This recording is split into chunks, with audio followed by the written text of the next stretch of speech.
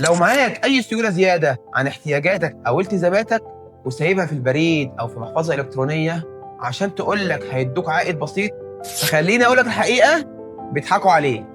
ليه؟ عشان في صناديق استثمار بتديك عائد تراكمي بيوصل ل 25%، زي صندوق 15/30، ومن اسمه تقدر تشتري أو تسترد فلوسك يوم 15 ويوم 30 من كل شهر، وبيستثمر حوالي 95% من أمواله في أذون وسندات الخزانة الحكومية، وعشان كده بيقدم لك عائد أعلى وأرباحه كمان معفاة من الضرائب.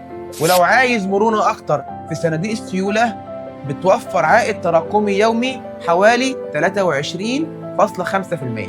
تقدر تودع وتسحب كل يوم من غير أي مصاريف إدارية ولا عمولات، وبيستثمر بنسبة 100% في أذون خزانة قصيرة الأجل.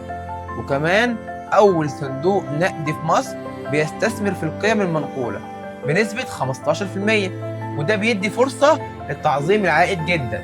ولو بتدور على حاجة مطابقة للشريعة الإسلامية، في صندوق مكاسب بعائد تراكمي يومي حوالي 22.5%، وبرضه تقدر تسحب وتودع في أي وقت من غير عمولات. وفوق كده بيوفر لك ميزة تأمينية لحد 50,000 جنيه. وطبعا في صناديق تانية خاصة بالأسهم والذهب. لو عندك قابلية للمخاطرة، يبقى لازم تبص على الاستثمار في البورصة. كل ده تقدر تعمله بسهولة من خلال تطبيق عربية أونلاين المملوك لNE كابيتال التابعة لبنك الاستثمار القومي الحكومي. استنوني في دقيقة مع مصطفى.